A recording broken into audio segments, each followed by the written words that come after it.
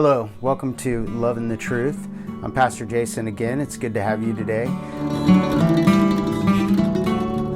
We're going to be talking about friendship really quick today.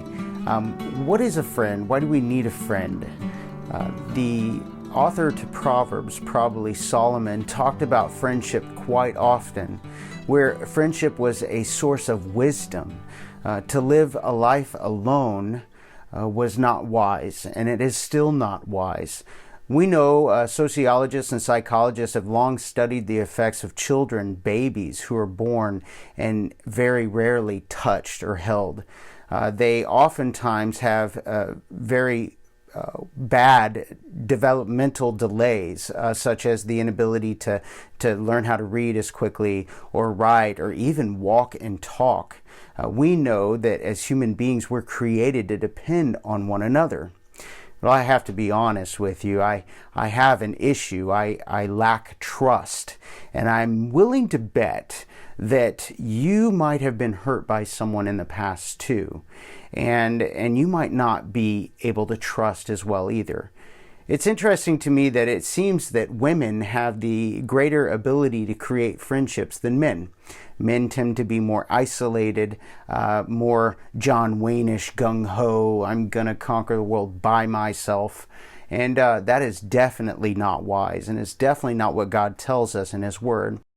We're going to look at Proverbs chapter 27, verse 9 through 10 to see what type of wisdom God tells us is wrapped around this idea of friendship.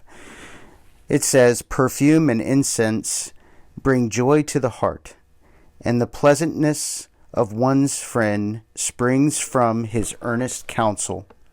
Do not forsake your friend and the friend of your father, and do not go to your brother's house when disaster strikes you. Better a neighbor nearby than a brother far away." You know, when Solomon is telling us this advice, he first uses the idea of friendship, and he relates it to like perfume or incense. This idea of when you walk into a room and you smell something that makes you feel at ease. That is what friendship is meant to be. Someone, when you call on them, they don't put you on guard. You don't feel like you're walking on eggshells. And I'm going to tell you, if you have a friend where you're always around and feel like you're on eggshells, you get a new friend.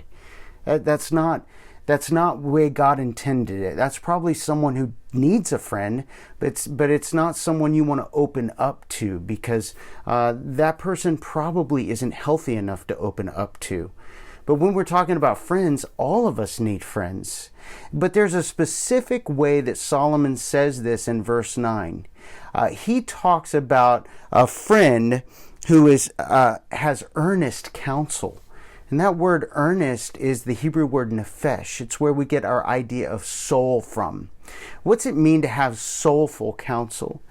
It means that this person has your best interest at the core of who they are.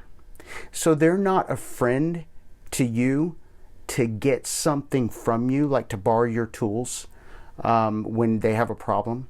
They're not a friend to you because they know you have money. They're not a friend to you because they try to manipulate you in one way or the other. They're a friend to you because they want the best from you and for you. And that's altogether different. That's like Jonathan and David. Jonathan had the right to inherit the kingdom, but he knew that God had ordained David to be the next king over his father. Yet Jonathan did not consider robbing that from David because God gave it to him. Instead, Jonathan was willing to go against his father in order to see that God's plan came to pass for David. That is a true friend. A true friend is someone who wants to see God's design in the other person come to fruition. And my prayer for you today and for me is that we would surround ourselves with people who delight to see God's best in us. Go wrap your arm around someone today and love them in truth and be a friend. God bless you.